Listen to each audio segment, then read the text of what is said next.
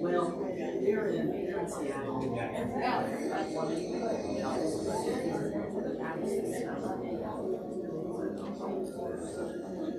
So, California. I have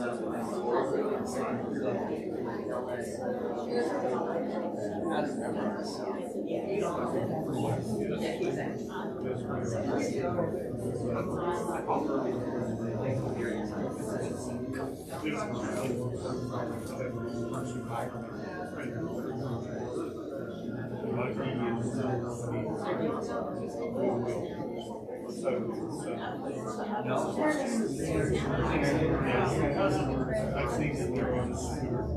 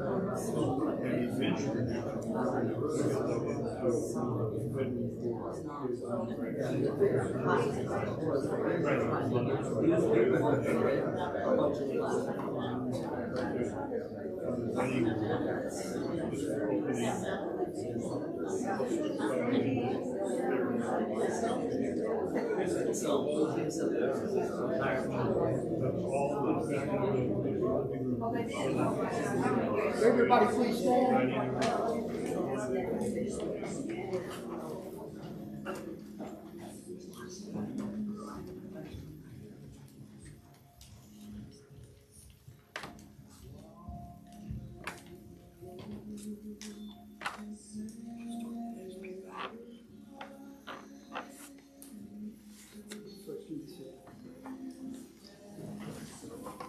Welcome. Thank you so much for joining us for this remembrance of J.T. Myers. It's going to be a simple ceremony today and one that you're going to get to partake in.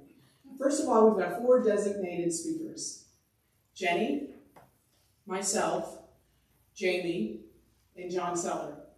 And then we'll open up the microphone for any of you that might have a memory you'd like to share of J.T. When that's finished, his nephew Scott will say a prayer, and we'll have the saints go marching in to lead us out. But right now, thank you again for coming, and I want to invite Jenny, his youngest daughter, forward.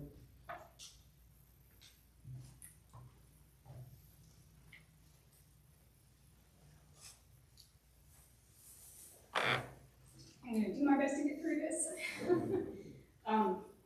You might be wondering why you heard a Christmas carol just now. Oh Holy Night was Dad's favorite Christmas song. He loved it. It reminded him of his mom. So we thought it'd be very appropriate to play that. And it was also sung by Kenny Rogers, and Dad loved anything Kenny Rogers. So all the more reason to have that song played today in his honor. I had so many memories of Dad running through my head that I wanted to share, and it's just kind of hard to think of one. He loved to tell stories with the family. He loved his friends. He loved his family very much.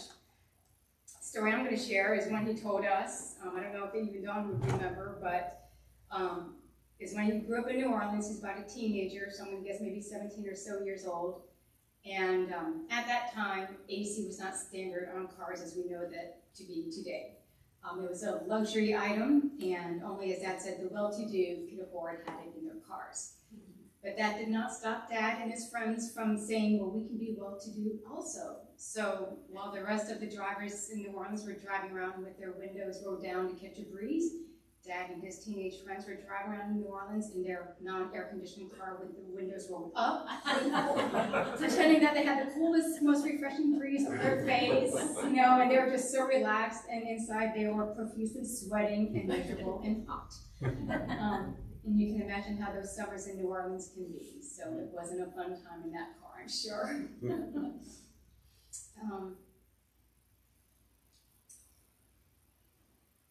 I love my dad very much. And I'm grateful that we had a close relationship. And that he knew we loved him. My sister and I, Dawn, were able to be with him I think just about 2 days before he passed. And he was in his hospital bed, and even though his eyes were closed, he was very coherent. We were able to have short conversations with him. And Dawn and I were on either side of his bed, just talking brief conversations with him, and he was able to answer. And as we got up to leave, we were literally walking out the door, we kept saying to Dad, I love you. We love you so much, Dad. We'll see you again. And he said very softly, I love you too. I love my girls. And I'm just very grateful that those are the last words I ever said to my dad. Those are the last words he ever said to us. And he knew we loved him. I do know that he knew we treasured him very much. And I also just want to say thank you to all of you for being here today. I know many people made a lot of time and traveled a great distance to be here. And that does not go unnoticed, and we appreciate all of your efforts so much. And we appreciate you being part of Dad's life and impacting it with your love and your friendship. And we're all just so very grateful for you being part of his life. So we thank you too.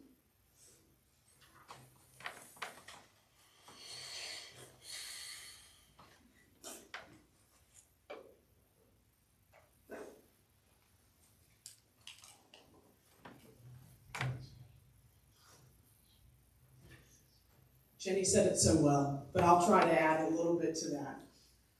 So first of all, I want to thank Linda from us for taking such good care of Dad these last couple of months, for the companionship she provided Dad for 41 years, and the friendship she gave us during that time.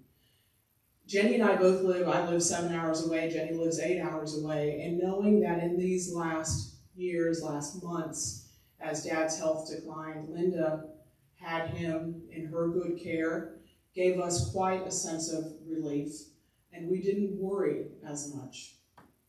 We knew in this last time when we were coming down that Linda signaled it was a good time for us to come to the hospital, and we were grateful for that. We had a few visits with him, as Jenny shared.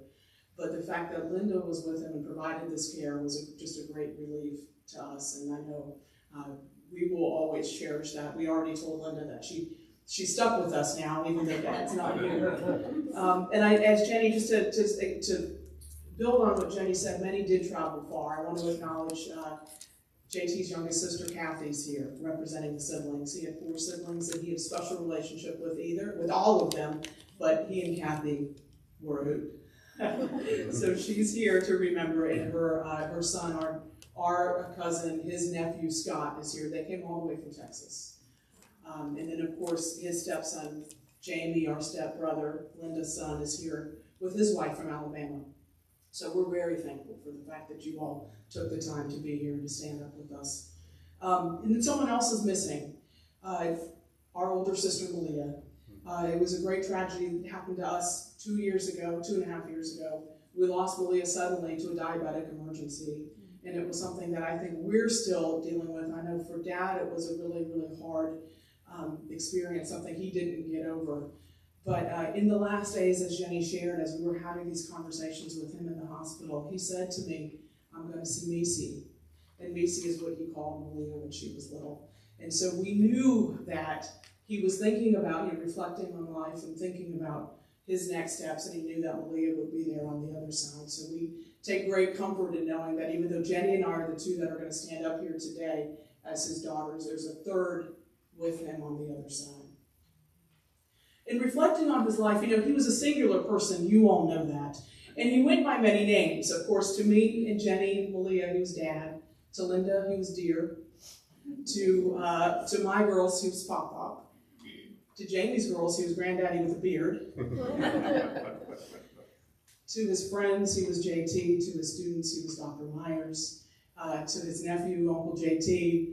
To his brother and sisters, Jay. So he wore all those names, but he was just one person, and what a remarkable person he was. When I take a minute to think about that, Maddie and I were driving down yesterday, and she's reading Hamlet. And of course in Hamlet there's that wonderful line, this above all, to thine own self be true.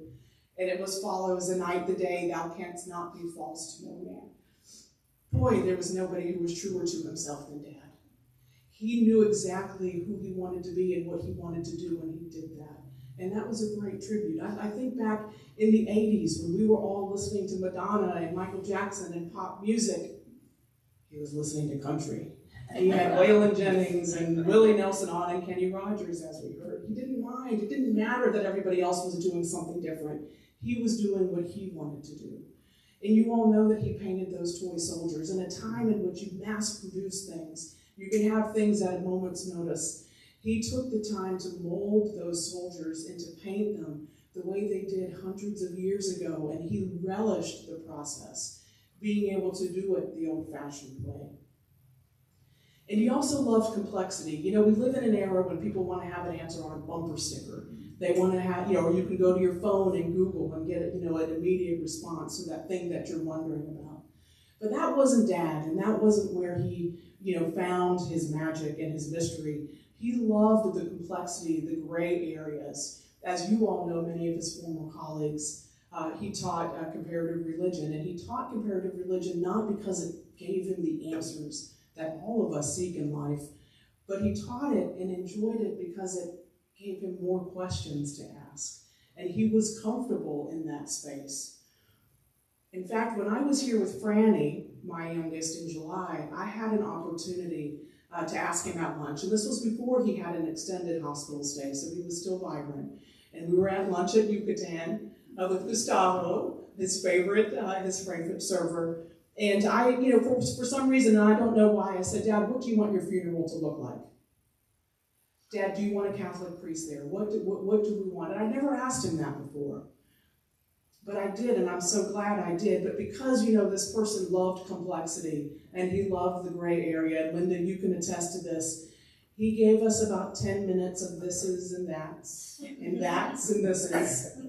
And I don't know that we ever really got an answer about what he wanted his funeral to look like. So, Dad, I hope we're doing okay. But it was just so typical, because he couldn't quite say that he was going to be part of one particular community or be recognized in a certain way. He loved everything that was out there, and he really celebrated that diversity. So we've talked a lot, and you all know through the course of his life how much he loved animals, and that's a legacy that he and Linda have left behind. But what I wanted to do was to talk about another part of him, which was that he loved people. He loved people. When I was little, couldn't wait to go to the grocery store with him, and I would watch him walk, and he would greet everybody, never met a stranger. And he loved telling someone who was older than him, "What's going on, young man?" And that was his little joke. And it was just, he just lit up when he was with folks. And he loved his students. I had a chance a couple of years ago to sit in on one of his classes and to watch him give sort of the gift of knowledge to this next generation. And it just energized him so much. And I know they appreciated him too. For years he was, and many of you as well, were acknowledged as Teachers of the Year, to the point where he had to take his name out of contention because he was so popular with the students. And he taught up until COVID. It was so funny. We came down, was it 2000, Maddie, you were a baby, so maybe 2007, 2008, for Linda and Dad's retirement party. And we were so proud, and we thought, yes, this makes sense. You guys, you've done it. Now go enjoy your life. And we must have been home about 2 months, and I heard that Dad was teaching again. I was like, what is going on? And he taught up until COVID. And I remember getting a phone call from him, and he was like, Dawn, they want me to cut and paste my syllabus onto a Zoom link. And I just can't do this. I'm done. And I'm like, this man who knows the intricacies of ancient civilizations doesn't know how to cut and paste. But it was a good sign, and it was the right time. And that was when he finally hung it up and then got to spend days with Linda and the cats and focusing on his other interests. So he was true to himself. He loved people. And the final reflection I'd like to give is what it meant to be parented by him, the kind of parent he was. So my parents were divorced, and we got to see Dad weekends, every other weekend, and some holidays, and it was very special, and it worked.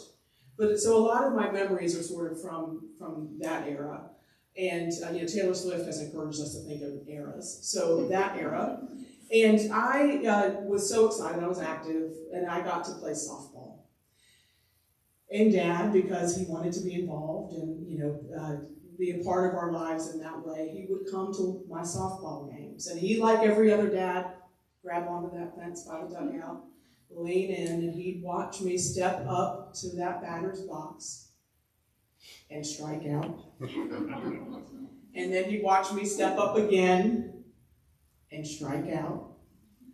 And he never said anything. He just, do you enjoy? Are you having fun? Yes, Dad, oh my God, this is the best. I'm on a team. This is amazing. Well, I didn't know until I spent time with Kevin, another one of our cousins, that Dad actually was quite a great baseball player. And we come from a long line of great baseball players. And so he sat there and watched me do this, And finally, he said, Dawn, let's go to the backyard. So he started pitching, and he told me something that was useful then and has been useful for the rest of my life. He said, keep your eye on the ball. Shut everything else out. Don't worry about how the bat is going to hit the ball. Your hands take care of that. Keep your eye on the ball. And he would have me practice, and eventually I started hitting the ball. Thank God. And by the 8th grade, which was the end of my softball career, I was an all-star. So he was very successful in teaching me that, but it just showed he was so humble. I didn't realize until we got a little farther along that he was a great baseball player. I knew he loved baseball. You all know he loved sports, but I didn't know that he was that good. And he sat there and he watched me do this, and he let me come into it on my own, and he gave me the best advice I could have ever needed, which was just keep your eye on the ball, shut the rest out. And I've been able to apply that to other parts of my life. So we talked about eras, and probably the best, so that was a wonderful, experience when I was younger, but among the best, and Jenny, I don't know if you'd agree, but Dad was really good at parenting adults. Like, that was his era. And he loved calling on the phone. Now, Kathy, you know this, right? Boy, he would call and he'd want to chat, and he'd call whenever he wanted to call, which is great. And it was so special to have a parent who was interested in what, I have 2 parents who are interested in what I'm doing, but it was so special that he was so interested in what I was doing, wanting to chat. As we talked earlier, always saying, I love you so much when he hung up.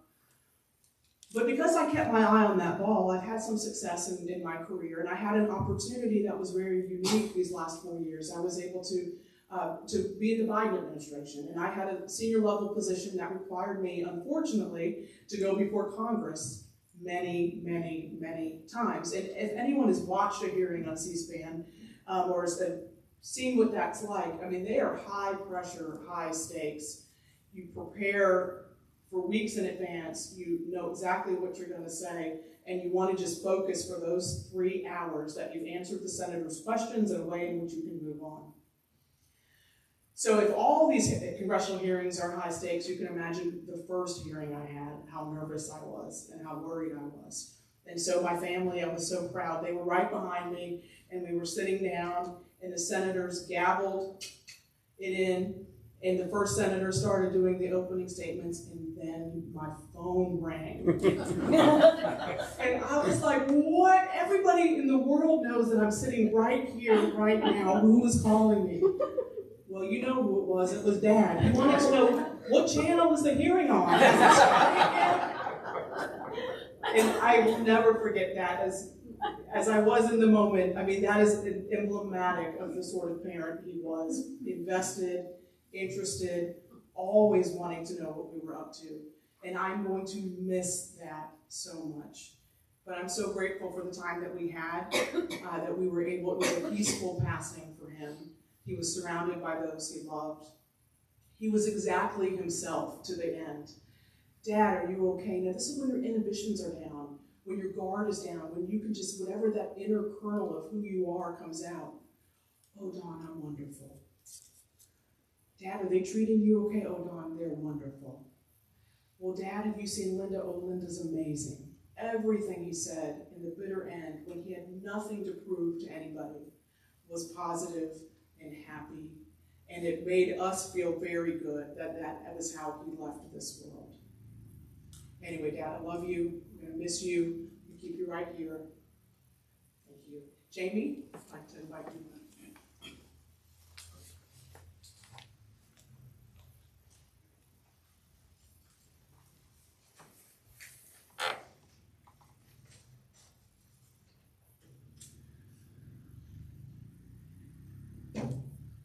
Good afternoon. I also like to remember JT as a loving, involved father. I saw that as a loving, wonderful son-in-law to my grandparents, especially to my grandfather in his older age. Loving husband, I saw that. Blessed me with 3 amazing stepsisters. I was an only child, and he brought Malia, Dawn, Jenny in my life. And I remember those Saturday afternoons in the backyard in Morgan Street playing softball. He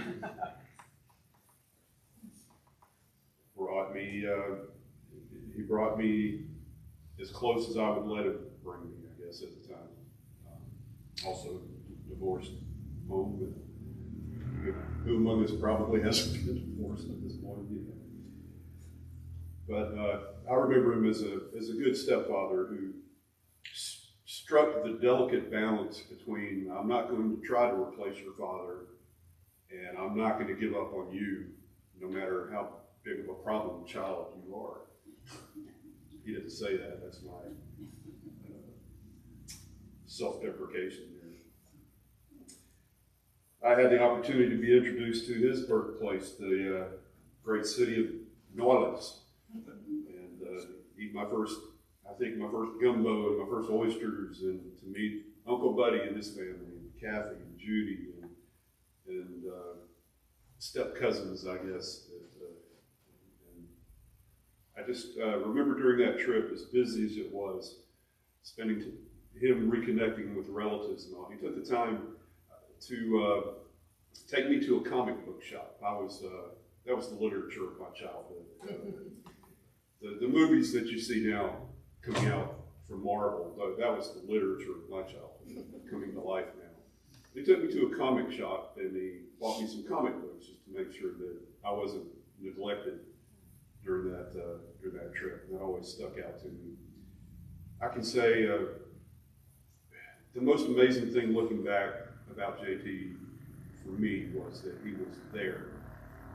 I don't know if that means anything to you, but not for necessarily big, magnificent, spectacular events, but for the orthodontist appointment, the ride home from basketball practice, the ride to school, just mundane day in, day out things.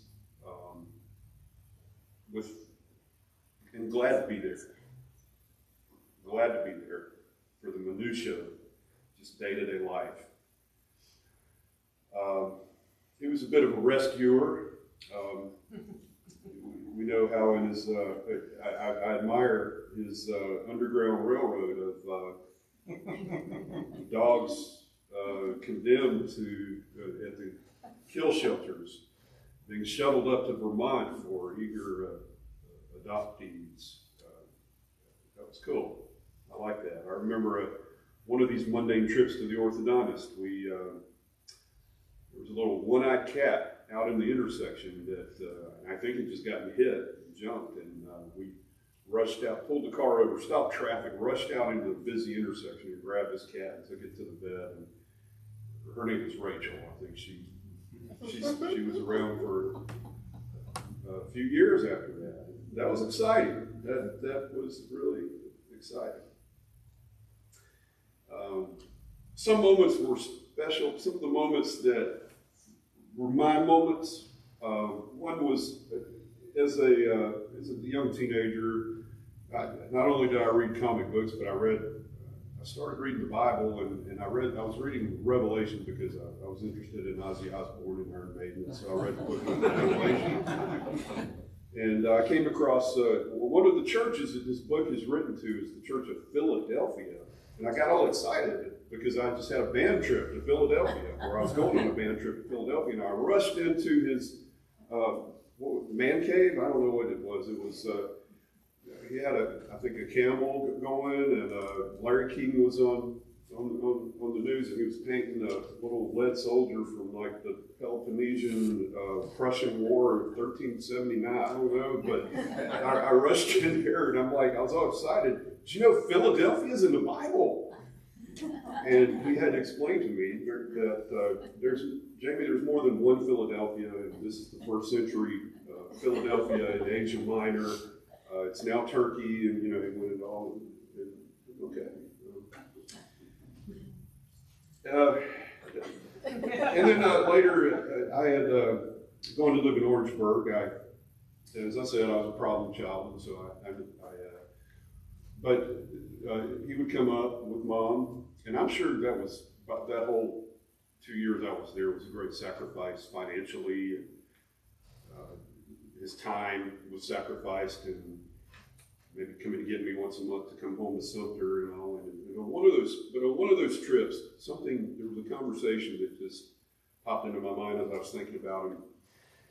I'd experienced, I was probably 16 and had experienced a bit of a spiritual awakening. And I had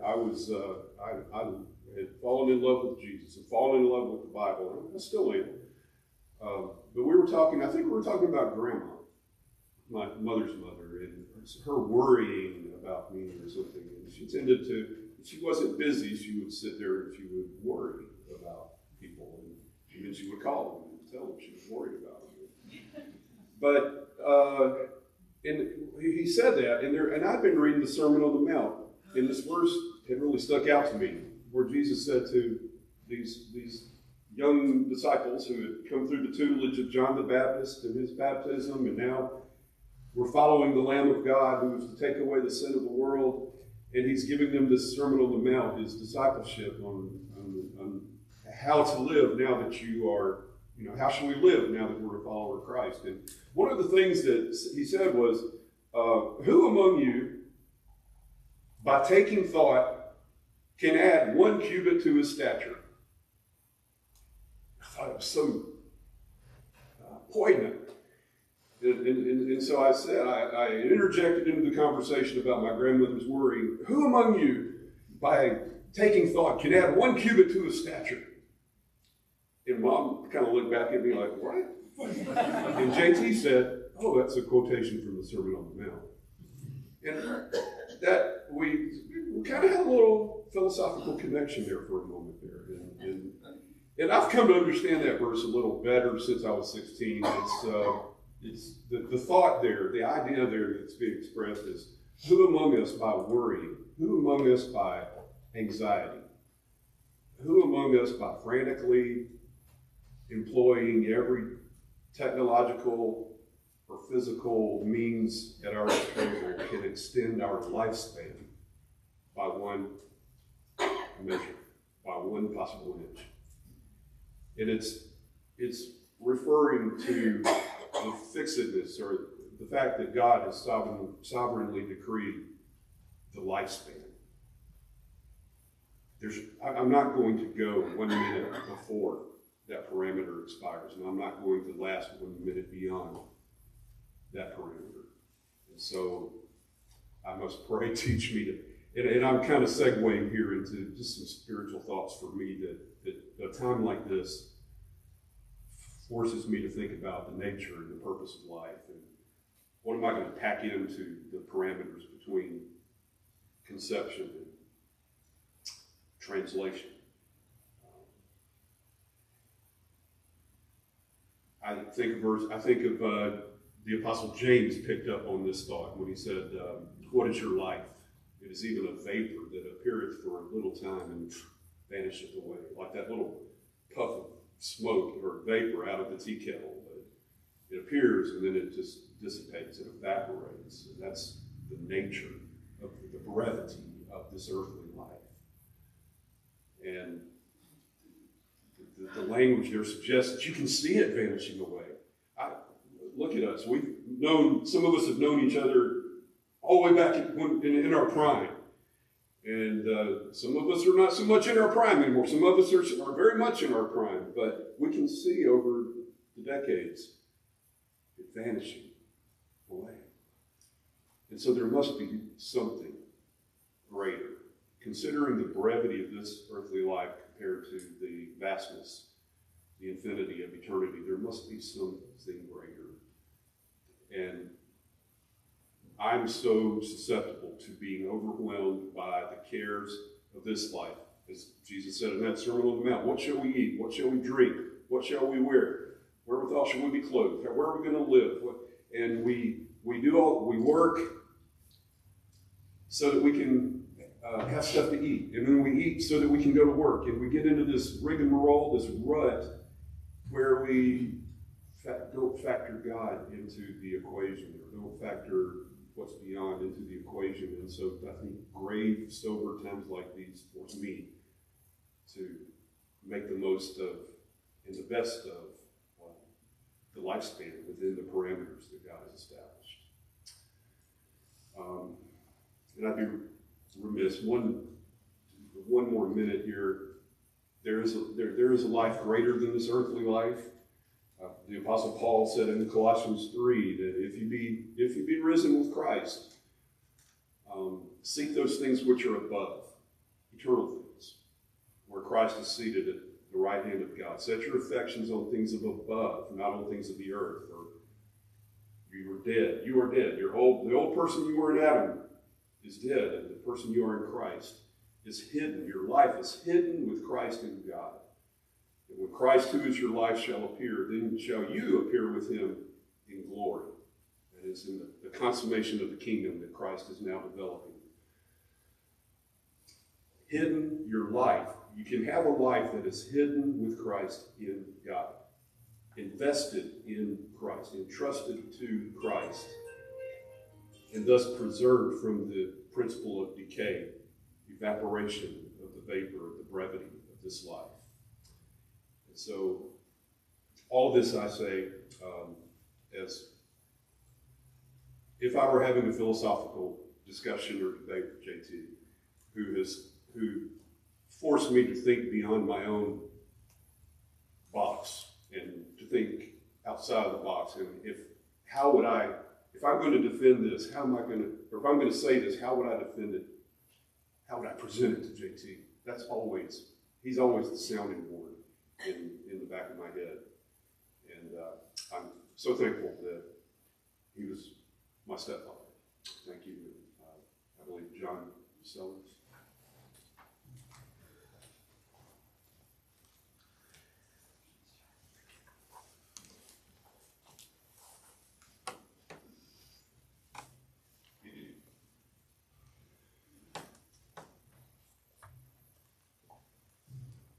Good afternoon.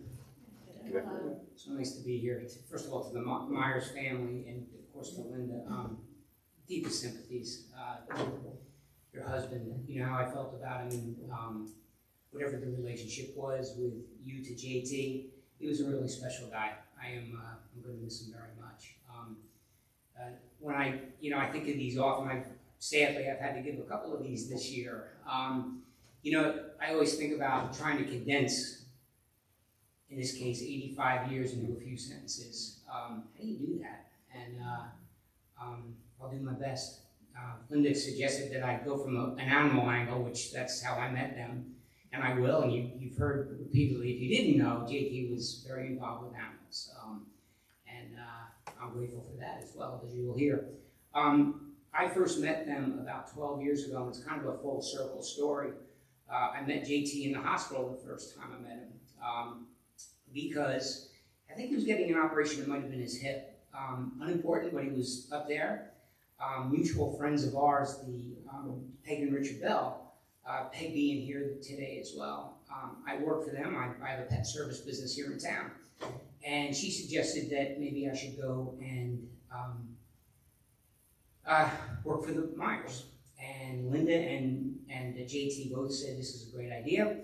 I met him up there, and I'm old school. I love the firm handshake when you meet somebody, and that's what I got from JT, and I love that. I really did. I thought I liked the guy right away. So we did that, and I thought this was probably going to be a very short kind of gig. But what happened was I ended up working for the Myers for approximately the next 12 years. I was out there every week with them. Taking care of their dogs initially, and then their final dog, and I'll explain that in a minute. The first time I went out there, I found this dog by the name of Freckles. And Freckles was a very special dog to me. And apparently Freckles took a liking to me as well. Every time I would try to leave, Freckles would stand on my foot. I loved that dog, I really did. And I went home and I spoke to my wife, and I said, I'm going to propose the idea that maybe we adopt this dog, because the Myers have a lot going on out there. They had a lot of dogs and a lot of cats. And when I went over there thinking that they'll probably shoot this idea down, they liked it because they knew that my wife and I are almost as fanatical with animals as they are. And we brought Freckles home. It was great. The problem is that was followed up with Sadie, and then Rocky, and then Mickey. And so we adopted 4 of the Myers dogs that stayed with us, and at the time, we had 3 or 4 dogs of ourselves. So our backyard, which is a big backyard, has the pool, and dogs were jumping in the pool, and they all got along so well. And it actually worked out incredibly well for, I think, both of us. There was a 5th dog that needed a home, and I said to my wife, we're tapped. I can't get another dog in here. So we found a home for that dog, Ginger, in New Jersey. A friend of mine up there, she lived at the Jersey Shore, and I put it out online that we needed a home for this dog, and she contacted me. She says, what about me? And I explained to JT and Linda that this woman just loved animals as well. So the question was, and they agreed, they said, this is great. So the question was, how do we get this dog up to New Jersey? And JT said, road trip. This was a man that had been to the Vermont, as most of you know, and he was by himself at that time with multiple dogs in the car and had no problem doing that. And so the following Saturday, we loaded up the car and had Ginger in the back, and we're flying up 95, and it was almost like a remake of Thelma and Louise, to be honest with you. To the point of JT saying, let's roll down the windows and put our head out and let her hit our hair back. And we're both looking like, well, that's not going to happen for either JT or I. We had a great trip. We really did. We got up to Virginia. We met my friend there and spent a little time with her, introduced her to the dog, and that dog went back up and spent the rest of her life with my friend, and it was like a perfect match. She said it was the best dog she had ever had, and it was perfect. Well, the ride itself for JT and I was about 5.5 hours up and 5.5 back. We covered all the grounds. We covered everything, and it was wonderful to talk to him. And I heard each person that spoke today. I said, "Oh yeah, that's him. Oh yeah, that's him." We talked about sport, a lot of dogs. Families. We talked about schools, systems. It was a really special day, and it's one that I won't forget, and it's one that I'm going to hold dear to my heart because of your husband and dad and family members. So it was very nice. Well, we had one more dog at the house, and I repeatedly tried to get that one adopted after a couple of ours had passed away, and that was Wally. And they loved Wally, and I loved Wally. I got to see Wally every week and walk the dog. I think it was every Friday, and got out there and got to play with the dog. And I'm getting paid. I mean, it's just, how do you beat that, right? We just had a wonderful time, and then last summer I ended up getting sick, and I just became very weak. And as you saw, I had to come around here, and I'm not that active anymore, unfortunately. So I had to stop going out to the Myers. Well, the wonderful thing that JT did, I can't tell you how many text messages or phone calls, and again, you guys reminded me that he checked on you. He wanted to know if you were okay. Well, he would do that often, and it's another memory that I'm really going to hold closely to him. So, and then, this went on until this last summer when he got in a very bad accident in his backyard, and I didn't realize until later on how serious it was. But you know what the terrific thing was? When I went to see him when he was well enough, he was sitting up in bed when I saw him, and I knew that there was a lot of problems with his body. But the special thing that this guy did was, the mind was still clicking. His mind was intact, and we had a great conversation, a great visit, and I thought, this old tough guy, I'm telling you, he's going to be back out on a golf cart cruising around in his backyard, which he shouldn't have been doing. And he's going to get back behind this thing. But as you get older, the mind thinks you're doing one thing and the body's another. And I know that over time, over the next several months, that his body was breaking down. I knew that he was sick and he had been in and out of the hospital. And the last time that I went, Linda had told me that he was very, very ill. And I went up, and I think it was the day before, 2 days before. I didn't tell Linda what time I was going up.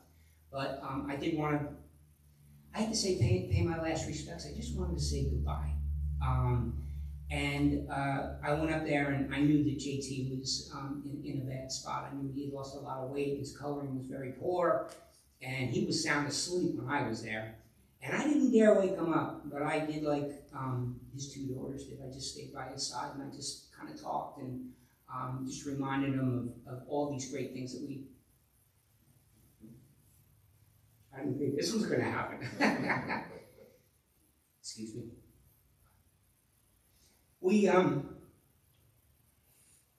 I just reminisced, and it was special. It was really good, and it's another time I'm going to remember. And before I said goodbye, I did want to say this to the room here.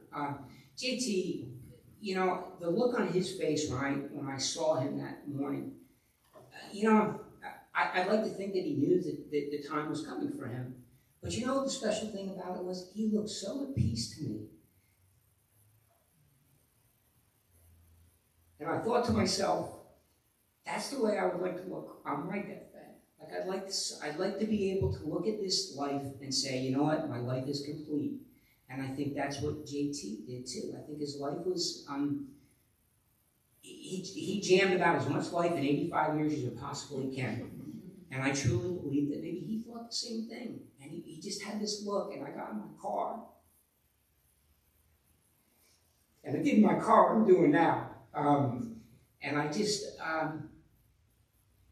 he's a very special man, and I'm going to miss him. And it goes way beyond animals. JT and Linda have been so kind to my wife and I over the years. They really have. And they're special friends, and that's going to remain intact, Linda. I'm going to be checking on you to make sure you're right. You know that. And I'm just grateful for the opportunity to get up here. When Linda asked me if I would come up and speak and say a few words, I jumped at the chance. I really did, just because I just wanted to let his family know that he touched, as you know, he touched so many people, and on a level that few maybe experience between students and others involved in his life. So I'm going to miss him. And again, to the Myers family, I'm sorry for your loss, but you got a special man right there. So thank you very much.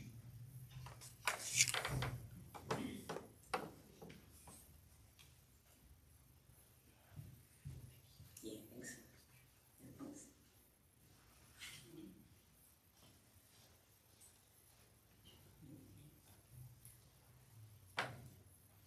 So of course, on behalf of Jenny and Linda, I want to thank John and Jamie for both of those beautiful remarks. And now's an opportunity, if anyone feels moved, to share a memory or a thought about that.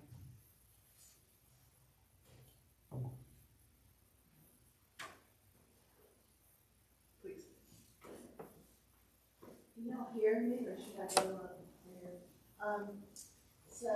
My husband Helen, brother-in-law Doug, were first cousins of Linda, and some of you know JT, and we see him on occasion, especially some, holiday occasions. But what I wanted to do was read you something I found on Facebook from one of his students, previous students at USC Sumter. I thought that might be good, and I had sent it to Linda earlier this week when I found it. His name is Ryan Shira, and he is a middle school teacher at Alice Drive Middle School. So this is what he wrote. He said, Dr. Myers at the University of South Carolina Sumter was truly one of a kind. He was an amazing professor, a perfect mixture of kindness, intelligence, and wit, a recipe that made a person an elite educator and made you feel as if you were a better person just for meeting him. I took multiple classes with him in my freshman and sophomore years at USC Sumter and truly enjoyed every single minute of it. How many times can you say that about your teacher? Hearing him speak about anthropology and religion and his time spent in Hong Kong made his passion and fervor for learning contagious. He was one of a dozen teachers I've had that made me want to teach. A true gem. But like a lot of teachers and professors I've had along the way, I only knew him as an academic and never knew of his long list of experiences, his degrees and awards, his hobbies, or his life outside the classroom. All of this I learned 25 years after sitting in his class and only after reading it in his obituary. What a fantastic soul. Rest easy, Dr. Myers. You were one of the best in my book.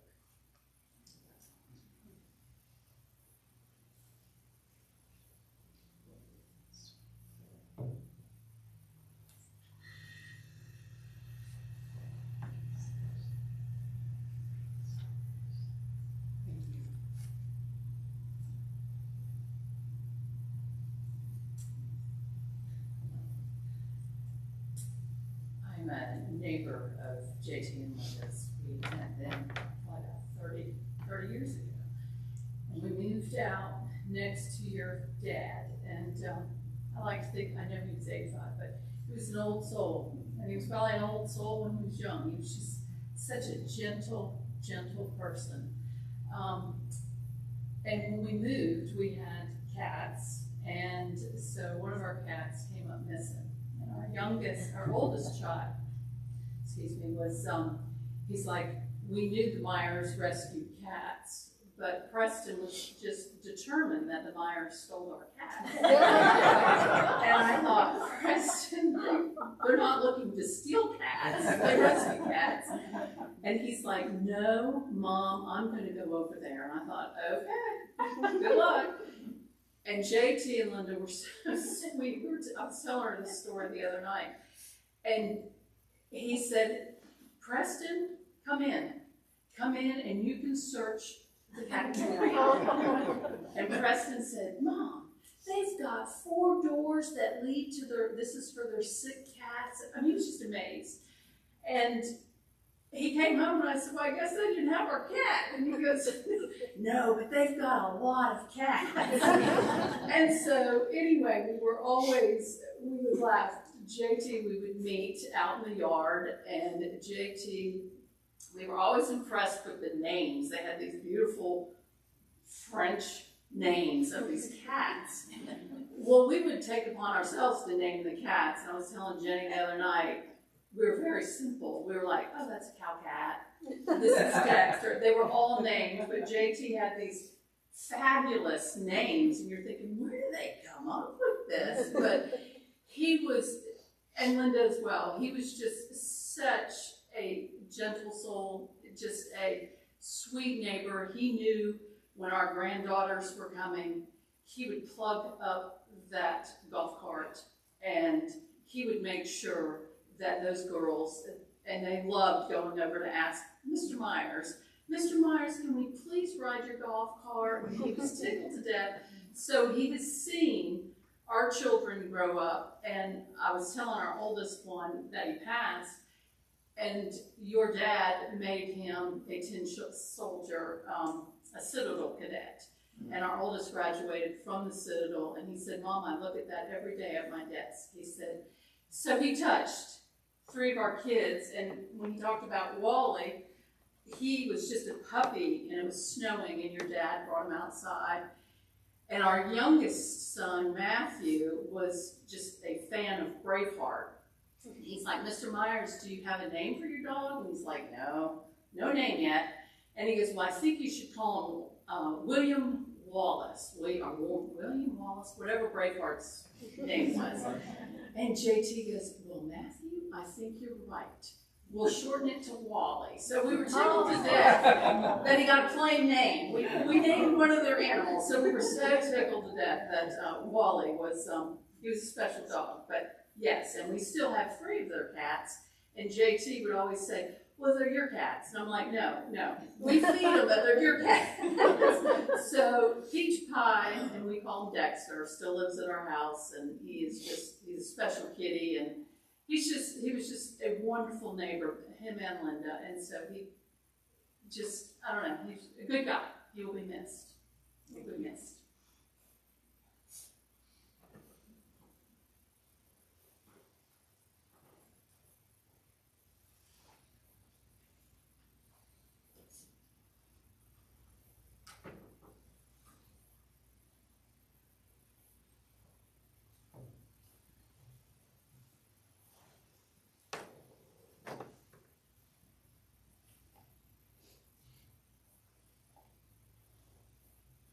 My name is Kenneth Hamilton. I taught at USC in the evening program at the same time that JT was teaching the day program. He and I just hit it off from the very beginning because we had so much in common. He was so highly educated, but he didn't come across as being highbrow with his education. He came across as just being a regular, good guy, interested in people, appreciating people from all walks of life, strong in his beliefs, but never judgmental about people who might have disagreed with him. I did not know until a week ago yesterday about Malia's tragic and untimely death. Linda told me the day before JT passed away, and I was very shocked because I knew about his 3 daughters, how highly educated they were, how much they contributed to society, and how proud he was of all 3 of them. He was triply blessed. But I managed to retrieve her obituary off the internet. And everything I read about Malia, you could tell she was JT's daughter. Just so many similarities about her interest, her devotion to the public good, and the strength of her character and the strength of her beliefs. I could talk all day long about our friend JT. I'm not going to mention but just one thing, and that is, of all the stories she told me, the ones that I enjoyed hearing the most were the ones when he and his friend Lonnie would load up 13 $17, put them in the van, make a 15 or 16-hour trip to Vermont. And if I can quote Faulkner, not for glory, at least of all for profit. And he wanted to do something that made him happy and made everyone else happy. He said the looks on the mothers, the fathers, and the children's faces when they took the crate, this is your dog, this is your dog. Because there was such a shortage of dogs, even in the mixed breed dogs in Vermont. And he has said that they made so many trips there that when they would finish their work and go to a restaurant, people would say, oh, there's the dog man. There's the dog man. And he said, we always got the locals rate because they told us we'd been there as frequent as some of the locals. And one time he said they went to get maple syrup, how much is this for the regular price of soy? So you get the locals rate because we think you're one of us.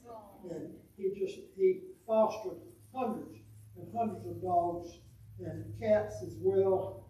I think the top number of cats he had was somewhere around 70 to 75. I asked Glenda about the census several days ago. She told us down to 39. I can't believe that the Myers have only 39 cats. But he was a friend to anything living. I read his obituary and I said, except for not being aware of the number of degrees he had, or the diversity of the education he had, the interest, but just for knowing about the animals and the soldiers, I could have written that obituary because the animals, the abused, neglected, the unwanted, and the unloved animals of this world had such a friend in Linda, JT, and our mutual friend Ronnie. So thank you everyone for being here.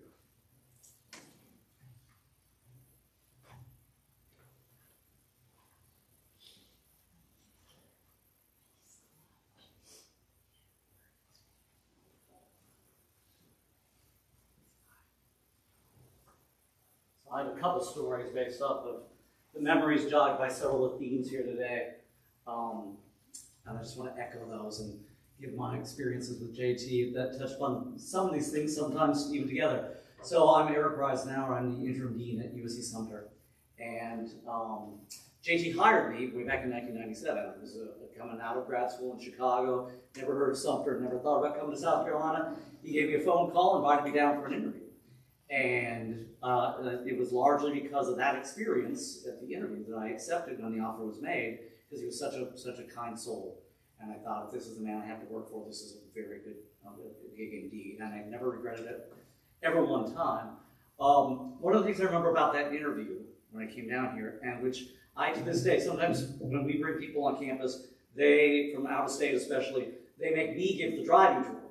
I think probably because I drive so fast that they know that I'll get back in time for the rest of the interview, but also because I learned from JT. He took me around Sumter, and a lot of times when you bring somebody out of state, they're only going to show you the best bits. They're going to show you the fanciest neighborhoods and the cute little downtown, if such a thing exists. And JT did show me that, but he also took me to some of the places that weren't so fancy, that were a little rough. And I asked him why he did that, and he said, because if you're going to make the choice to move down here, you know, and to live here, hopefully for a long time, you need to see the town in its totality. And I always appreciated that, and to this day, I do the very same thing. And when I drive the candidates down many of those same streets, I say, when I first came down here, my future boss did this, and I was so impressed with it, I thought it was such an honest thing to do, that I do it to this very day. Very soon into my time here, we talked about names, and so coming up with these names for the animals. Well, he had, I guess, a pet name for me too. So, come out, I taught history for a long time. British history is my specialty, and he knew that, and he said to me one day, this was very soon when I first came down, within maybe 2 or 3 months. He said, Eric, you teach British history, right? I said, yes, I do. He says, but Eric isn't a very British name. And I said, well, I can't really help that. And he said, you need a British name. And so he thought for maybe a few minutes. He said, how about Nigel? And I said, that's fine, whatever. He says, good, now you're Nigel. That had to have been in 1997. And I think I saw him again right before COVID, right before he stopped teaching. I don't think one time ever from that point on did he ever refer to me as Eric ever again. Every time in hallway or whether he was in a meeting, I was always Nigel. These folks can attest to that. And I always knew that when the phone rang, I said, Nigel. I knew exactly, obviously knew exactly who it was. Finally, to talk a little bit about his technological and his aptitude, we should say, and just kind of the kind-hearted soul he was. Interestingly, he was my first boss when I came to UC Sumter, and I guess in a way, when he finally did retire, I was serving as academic dean, so I guess I was his last boss at UC Sumter. And JT, and I was indirectly over the faculty, but I was directly over the registrar's office. And JT had sometimes struggled to remember or keep track of his passwords. And so he would occasionally call Anna Oswald Hensley, who was a dear soul herself, and he would say, Anna, I can't remember my password, can you please reset it? And Anna would walk him through the steps, and he said, what would be a good one? And at one point I remember her saying, how about I love cats 1? And he said, oh, that's fantastic. I would have never thought that. So it became I love cats 1 until probably 2 or 3 months later when he forgot his password. And so he called Anna again and said, Anna, I cannot remember my password. Can you please help me? And she said, okay, how about, Dr. Miles, I love cats too. Oh, that's wonderful, he said. And after a while, Anna kept keeping a note as to which I love cats we were on, so that the next time that JT called up, she would be able to help him through it and get a new password. I don't know how many I love cats I had, but she loved him and he was special.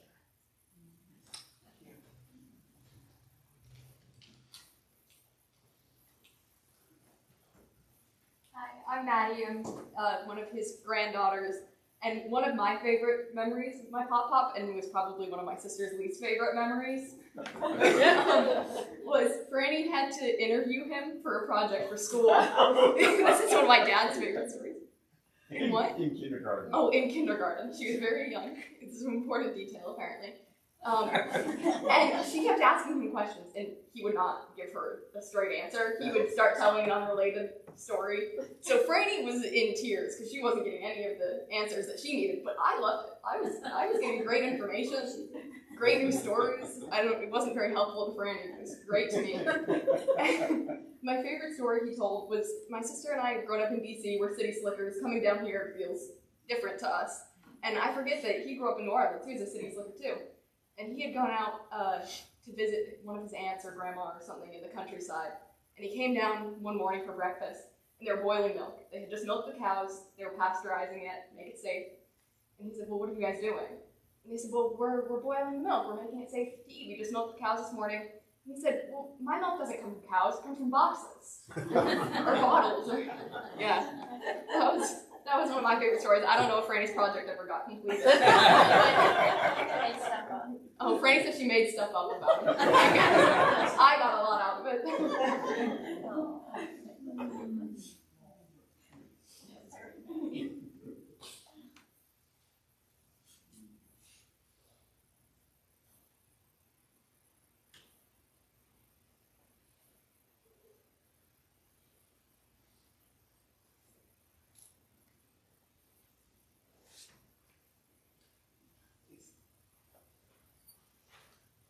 Elfie and I've known JT and Linda for quite a number of years. And we go out to eat a couple times a month together. And one of the things is that JT would always have some little project at home that he said he couldn't do, so he would call me so he could have his donuts. And he would go buy the donuts in the morning, and I'd come out and help him with his little project, and we'd sit there and have coffee and donuts. He really loved his coffee and donuts.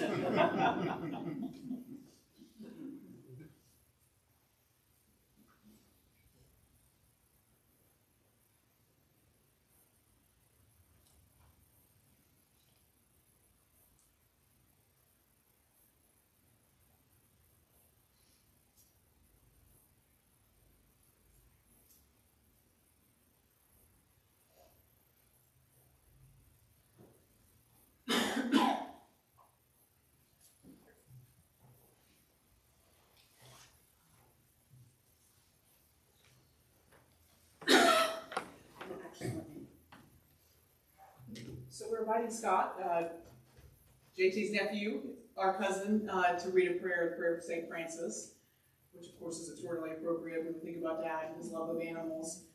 And this will wrap up the official ceremony. There was a mistake in the initial obituary which mentioned a burial after this. There won't be today, so this will be the end of our time together. But Scott, please.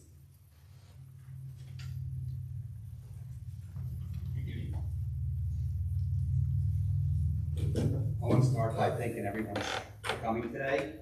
It's an unbelievable turnout, and it's really great to see how many people he touched, their lives, and how many people he's inspired, whether educationally, as a friend, as a mentor. So thank you all for coming. It means the world to the family. Thank you all for just unbelievable stories, and it means a lot to the family. I'll share one story about my Uncle JT, and then I'll get into the prayer. My mom, Kathy, is his youngest sibling. And my whole life, I've always heard all her brothers, now if we have favorites, Uncle JT was all her favorite, always her favorite. She always said she looked up to him as a mentor, as a big brother who was always there. If she needed anything, either a friend, someone to console, counsel, he was always the person she would go to. A few years ago, my dad passed away. When my dad passed away, I got to see my Uncle JT become the big brother again. So my mom moved to Dallas to spend time where I'm at and my brother's located, and he would call frequently, where are you at? What are you doing? Are you by yourself? If you fall, do you have a life alert to make sure everybody knows where you are? And he would just, are you locking your doors? And I remember one time, my mom's really big with the Vietnam Veterans of America. She went out of town, and he didn't know she went out of town. So I'm riding, and I see on my phone, Uncle JT. I'm like, hey, Uncle JT, how you doing? Where's your mom? And I'm like, she's in Washington. Okay, well, how are you doing? And it was just great because I'm on the phone speaking with him, and it was just great to see, no matter what level for myself I was in my life, whether I was in the military, when I took anthropology courses, he knew what to say at each level to be relatable and just how to connect with you at every level. So at every level through my life, when I'd have a conversation with him, it was never like someone said, highbrow, never. He could speak over anything I would ever know in anthropology, but he always kept it to the level where he was a good friend, a good uncle, and just genuinely interested in what I was doing and how everything was going. So it's kind of a unique person to have in your life and a great person for me to have in my family with Linda and all his children and his granddaughters. It was just, we were all lucky and blessed to have someone like that with that stature in our life. So thank you all for coming. When I was at dinner last night with the family and everything, we want to read a certain prayer, the peace prayer of St. Francis of Assisi.